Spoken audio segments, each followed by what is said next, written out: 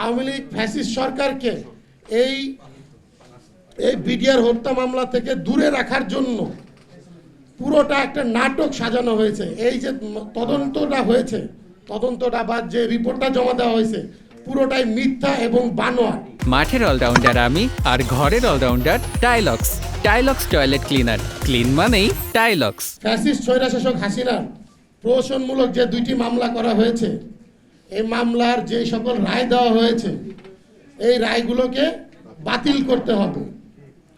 দ্বিতীয়ত, 16 বছর যাবৎ কারাগারে থাকা নির্দোষ যে বিডিআর সদস্যরা আছে, বিভিন্ন মেয়াদে সাজাপ্রাপ্ত, ফাঁসি, যাবজ্জীবন, 10 বছর এবং বিভিন্ন মেয়াদে, এবং যেই সমস্ত আঙ্কেলরা খালাস পেয়েও আটকা আছে তাদের সবাইকে অতি সত্বর মুক্ত করে দিতে হবে।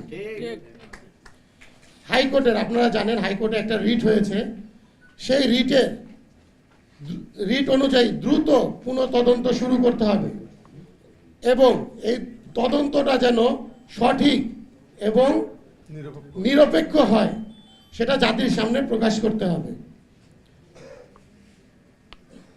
4 নম্বর, নিরীহ বিডিআরদের রিমান্ডে নির্যাতনের ফলে যে মৃত্যুগুলো হয়েছে তার সঠিক তথ্য উদ্ঘাটন করতে হবে এবং দোষীদের, প্রকৃত দোষীদের শাস্তির আওতায় আনতে হবে।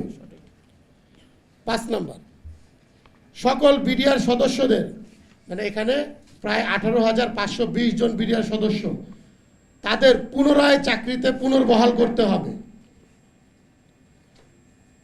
সকল সেনা শহীদ, বিডিআর শহীদ ও ক্ষতিগ্রস্ত সকল বিডিআর পরিবারকে ক্ষতিপূরণ ও পুনর্বাসন করতে হবে। ক্ষতিপূরণের ভিতরে তাদের যে বেতন, ভাতা, পেনশন যা আছে সব তাদেরকে ফিরিয়ে দিতে হবে।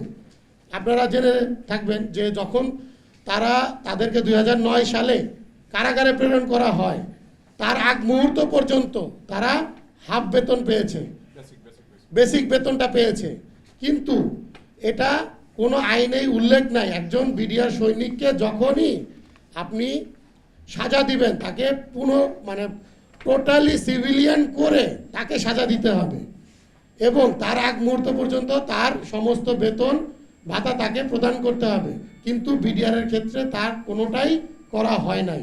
ইউনিফর্ম পরা অবস্থায় হ্যান্ডকাপ লাগাইছে। 7 নম্বর যে আমাদের দাবিটা সেটা হচ্ছে বাংলাদেশ রাইফেলস যে নামটা ছিল বিডিআরের সেটাকে পুনরায় প্রতিস্থাপন করতে হবে। 8 নম্বর দাবিটা হচ্ছে 25-26 ফেব্রুয়ারি এটাকে সেনা শহীদ দিবস হিসাবে ঘোষণা করতে হবে। এই 8টা দাবি নিয়ে আমরা আপনাদের সামনে আজকে এসেছিলাম।